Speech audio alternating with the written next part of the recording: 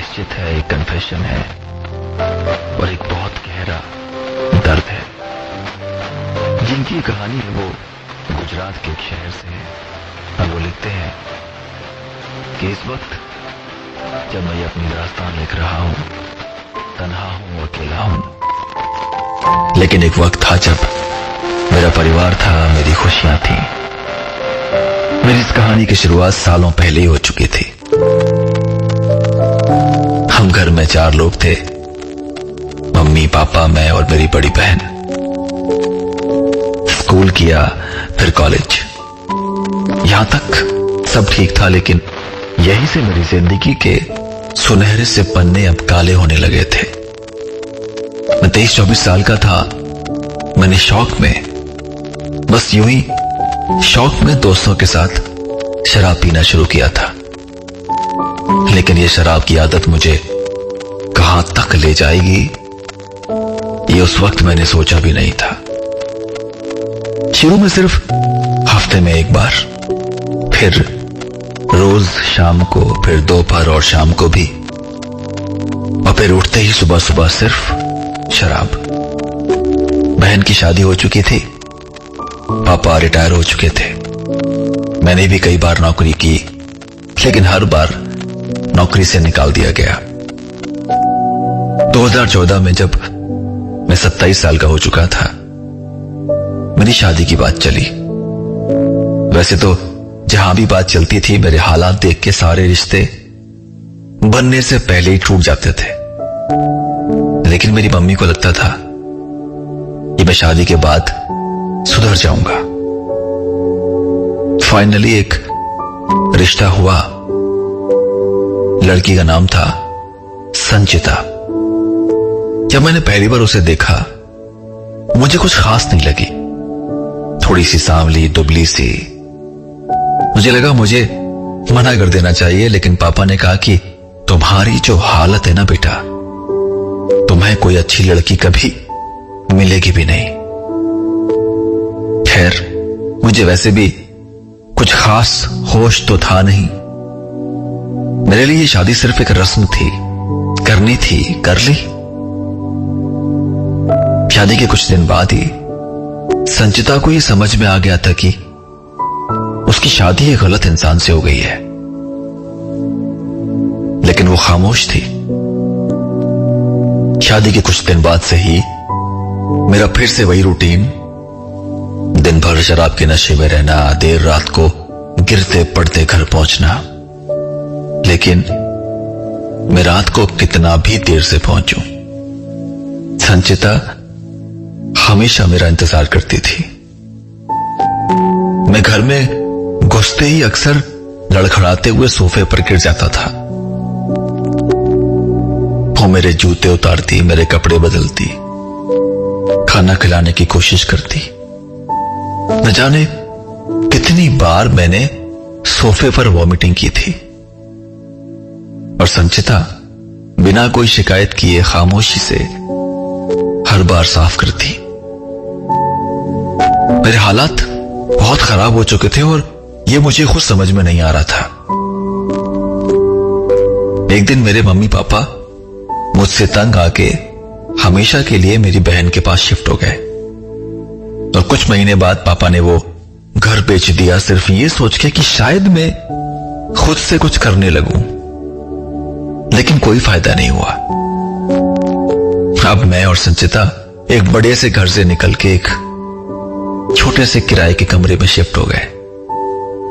संचिता को अब भी कोई शिकायत नहीं थी। इसी बीच संचिता प्रेग्नेंट हुई। मैं कुछ करता नहीं था। पैसे की तंगी, घर के सब डब्बे बर्तन सब खाली होते थे। प्रेगनेंसी में जब संचिता को सबसे ज्यादा अच्छे हेल्दी खाने की जरूरत थी, उसे आधा गिलास दूध भी नहीं मिल पाता था।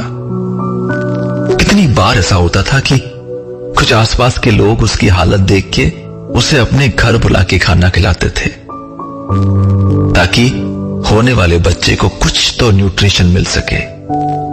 खुद के लिए खाने को नहीं होता था, लेकिन न जाने कहां से वो मेरे लिए खाने का इंतजाम करती थी।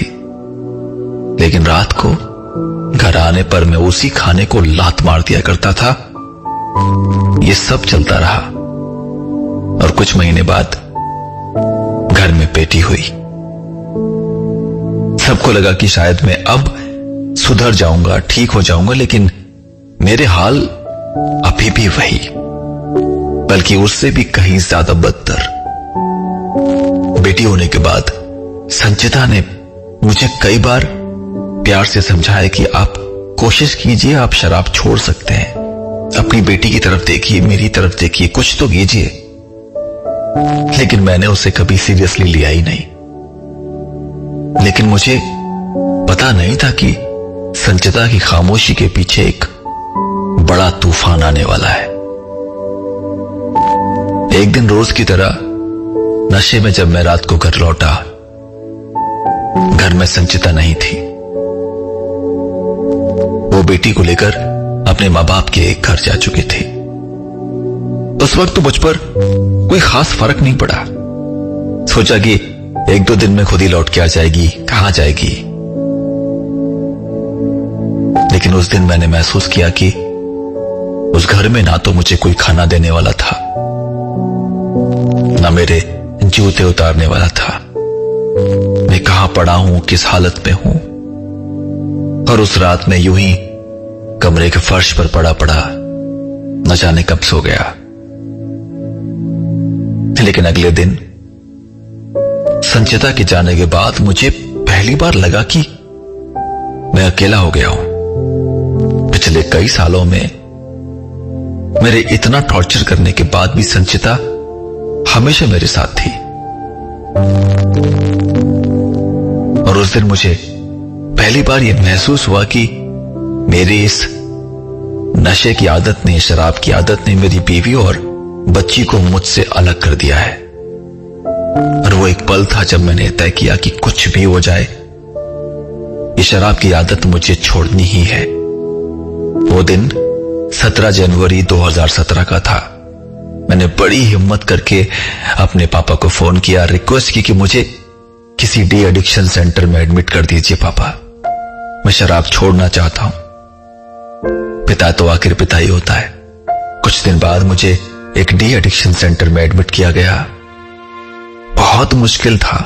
कई बार वहां से मैंने भागने की कोशिश की, लेकिन करीब 1 साल की बहुत कोशिश के बाद मैं पूरी तरह से शराब की कैद से आजाद हो चुका था।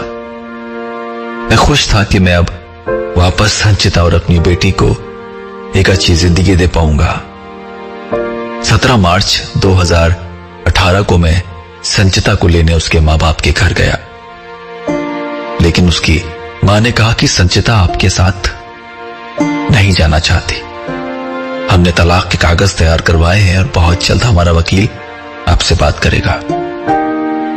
एक ही पल में सब खत्म सा हो गया था। मैंने बहुत हाथ जोड़े, समझाने की कोशिश की, अपनी गलतियों की माफी मांगी, लेकिन शायद संचिता ने यह तय कर लिया था कि वो अब मेरे साथ नहीं रहेगी। और सच कहूं तो गलती यहां संचिता की नहीं है, मेरी है और मेरे जैसे उन हजारों आदमियों की है जो नशे की लत में अपनी पत्नी, अपने बच्चों को इतनी तकलीफ देते हैं, इतना दर्द देते हैं। आज जब मैं ये फेसबुक पोस्ट लिख रहा हूं 4 साल हो चुके हैं और इस दौरान मैं सिर्फ 4 बार संचिता से मिला हूं। वो 2-3 घंटे के लिए आती है, मेरी बेटी को मेरे हाथों में देती है और दूर जाके अजनबियों की तरह बैठ जाती है, अभी भी उतनी ही खामोशी के साथ।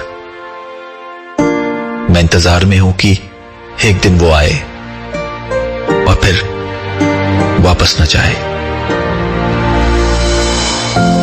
कहते हैं ना कि किसी भी इंसान को सुधरने का एक मौका तो मिलना चाहिए, लेकिन कई बार हम इतने गलत होते हैं कि वो एक मौका भी डिजर्व नहीं करते।